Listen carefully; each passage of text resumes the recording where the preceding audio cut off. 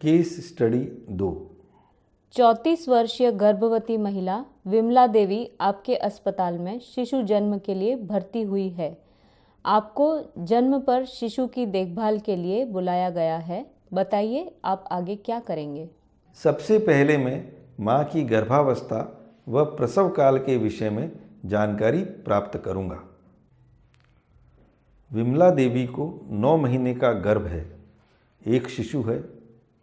पिछले 2 महीने से उन्हें हाई ब्लड प्रेशर की शिकायत व पैरों में सूजन है।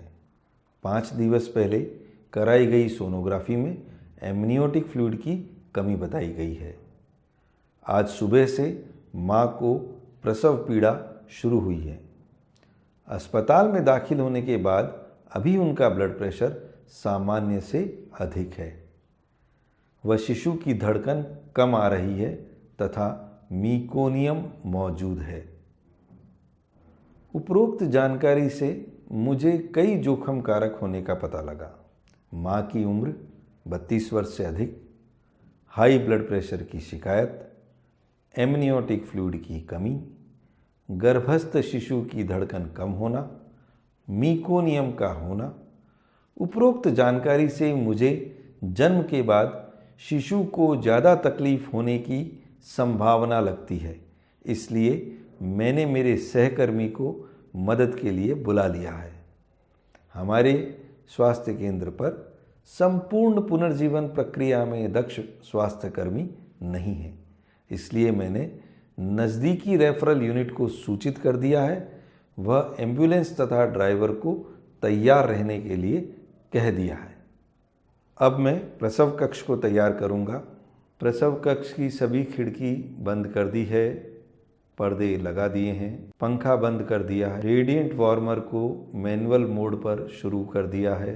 साबुन से अपने हाथों को धो रहा हूं।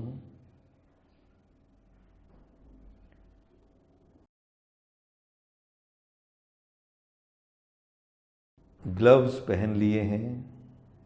अब जरूरी सामान व उपकरण की तैयारी करूंगा। 2 साफ कपड़े गर्म होने के लिए रेडिएंट वार्मर पर, mucus extractor, gloves, cord clamp या गर्भनाल को बांधने का धागा, cotton balls, vitamin K syringe व 26 नंबर की नीडल, गर्भनाल काटने के लिए साफ कैंची, दीवार घड़ी, श्वास सहायता देने के लिए वेंटिलेशन बैग व मास्क। 1 नंबर सामान्य वजन के शिशु के लिए रेडिएंट वार्मर, ऑक्सीजन का स्रोत, स्टेथोस्कोप, सक्शन मशीन, मशीन का प्रेशर 80 से 100 मिलीमीटर मरकरी तक निर्धारित, तह किया हुआ कपड़ा शोल्डर रोल के लिए। अब मैं बैग मास्क की जांच करूंगा। सामान्य वजन का शिशु अपेक्षित है, इसलिए 1 नंबर का मास्क लिया है व बैग में लगा दिया है। बैग को दबाने पर हथेली में हवा का दाब महसूस हो रहा है। पॉप ऑफ वाल्व सही है। बैग को दबाकर छोड़ने पर वह वापस फूल रहा है। सभी सामान व उपकरण तैयार हैं। अब मैं प्रसव के लिए तैयार हूँ। शिशु का जन्म समय 11:40। माँ के पेट पर त्वचा के संपर्क में शिशु का सर एक तरफ,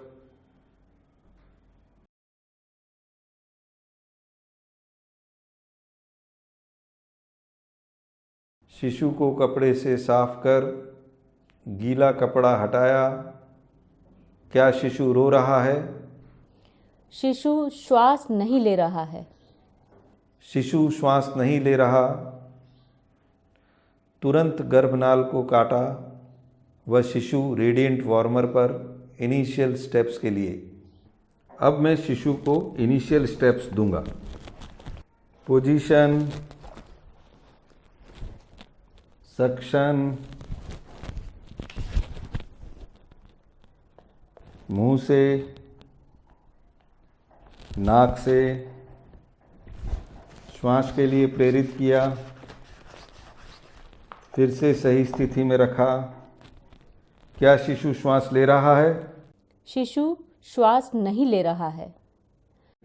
अब मैं बैग मास्क द्वारा श्वास सहायता शुरू करूंगा। सबसे पहले मैं एक बार फिर से सक्शन करूंगा।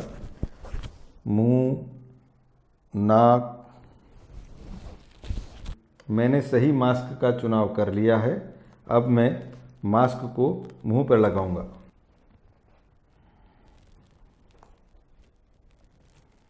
सांस 2-3, सांस 2-3, सांस 2-3, सांस 2-3, सांस 2-3। क्या छाती का फुलाव है?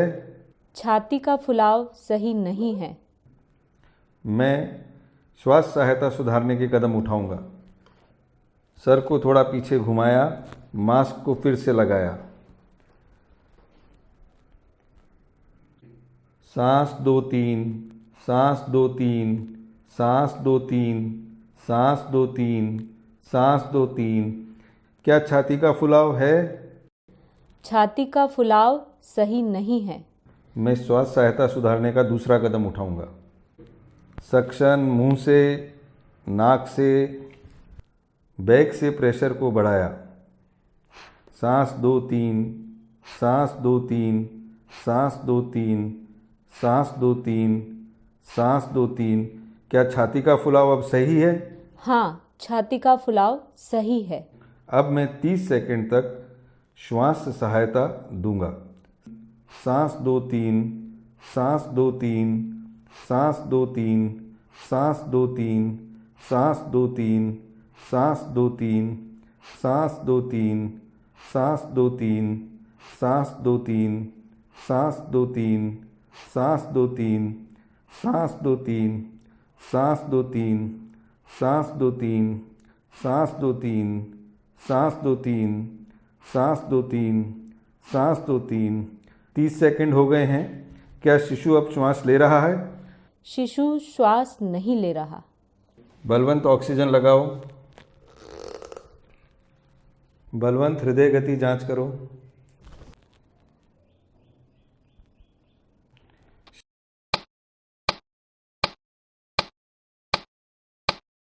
शिशु की हृदय गति 80 प्रति मिनट है। चूंकि शिशु की हृदय गति 100 से कम है, वह शिशु श्वास नहीं ले रहा है, इसलिए हम इस शिशु को नज़दीकी रेफरल यूनिट में ले जाएंगे।